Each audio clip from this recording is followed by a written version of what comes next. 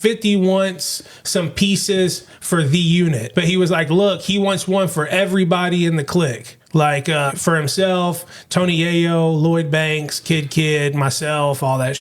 So I'm like, all right, bet. He goes, but look, he ain't gonna pay if he don't like them. So you gotta have to make them first and bring them out, and you can come to the show it was at the Electric Factory in Philadelphia. So it's like I get all the pieces made, I catch a flight to the Electric Factory. It's like a big venue. So I went in there, and I told Young Buck I was here.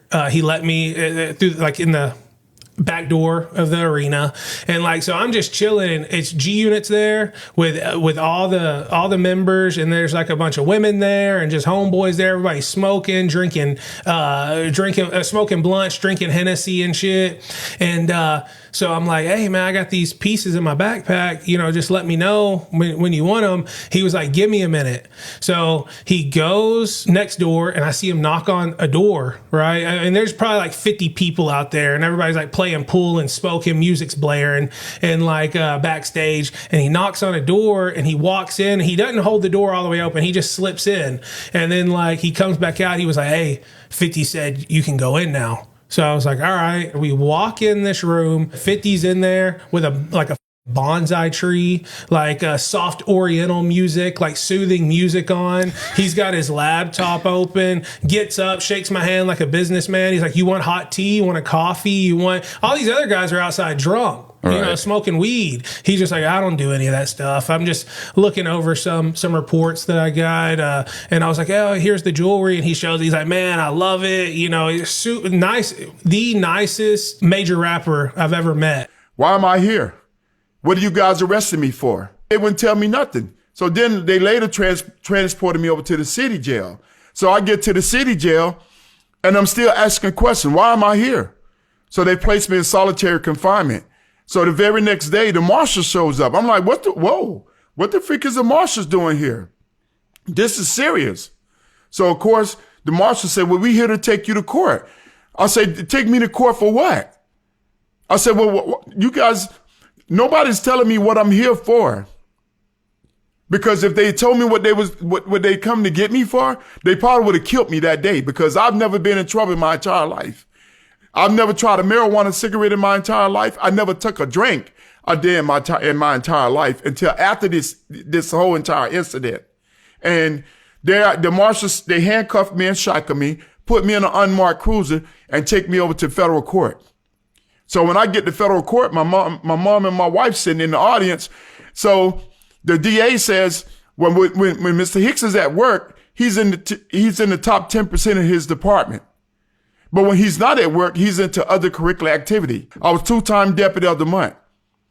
Never been in trouble in my entire life. And she said, when he's at work, he's in the top 10% of the department. When he's not at work, he's into other curricular activity. He went to various states to live in 350 kilograms of cocaine. That was equivalent to $750 million. Thinking that this has to be a mistake. I said, and then the judge says to me, well, you're not a flight risk, because I didn't have a passport at the time. She said, but you're a menace to society. Whoa. Just based on... I'm a menace to society.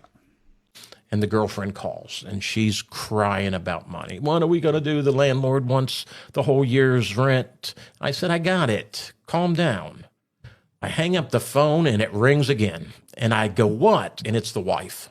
And she's screaming about money. Jim, we need money. I said, I got it.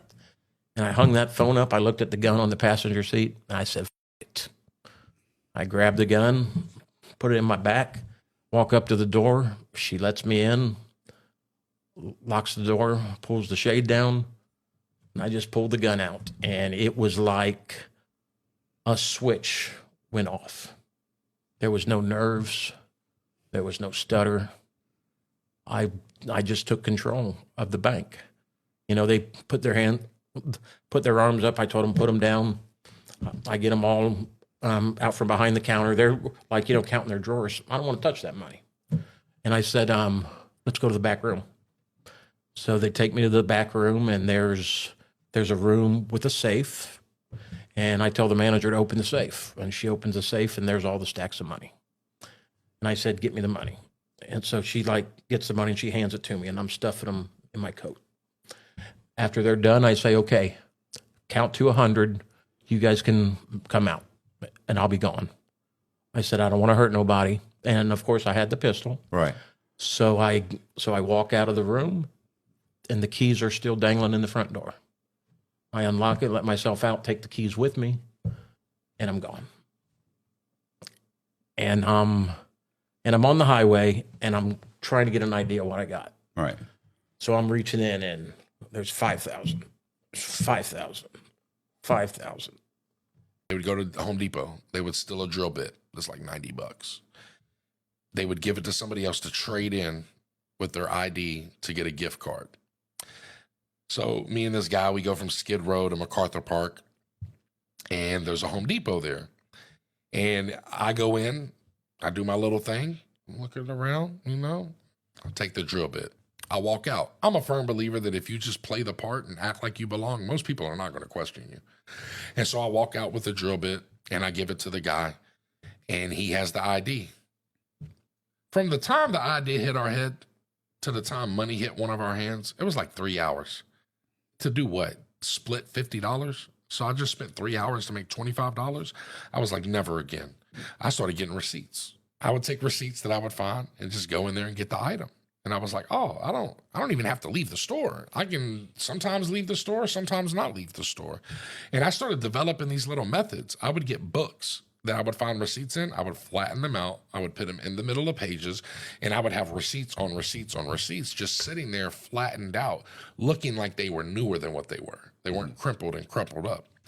And so, I mean, you look at Koreatown in LA, there's a Staples, there's a Walgreens, there's a Ralph's, there's an AutoZone, there's a Rite Aid. So I can find one item here, trade it at this other one, started learning what SKU numbers were, started learning like Ross and DD's are the same company. So 4011 is the beginning of all their SKU numbers. I started learning that some places SKU number on the receipt does not match the item. It's not always the item number.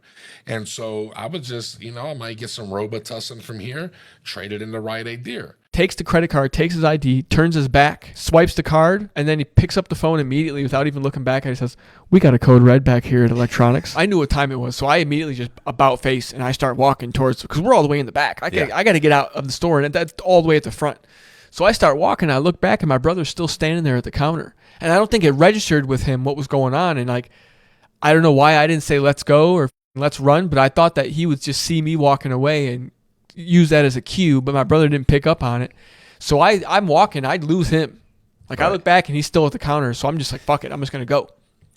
I get to the front door of the Walmart. The doors open up, automatic doors open up, and I hear the sound of flip-flops because my brother's wearing thong sandals. He's wearing fucking Abercrombie and Fitch thong sandals, these rubber thong sandals. And you could hear the sandals plop, plop, plop, plop, plop, plop, plop. And all of a sudden I look and my brother just blows past me out the door. And he's got two guys chasing him, right? So I see him book it through the parking lot. He's got two guys chasing him. One of the guys tries to hey, they see me. They grab me. He grabs the corner of my shirt and I knock his hand away and I do kind of like a spin move.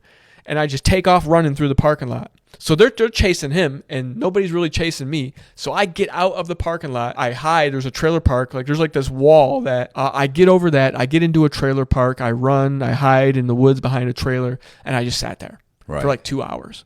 Had my car keys. I eventually got to go back and get my car from the parking lot. I don't know if they caught my brother. I don't know if he got away. I don't know anything at this point. And so I was just sat there for hours, and then I finally went back and got my car. And I thought for sure when I was going to go grab the car that was going to be it. Right. I thought for sure they're going to wait. So I went there and no cops. I go on the internet real quick. I look my brother up. Sure enough, they got him.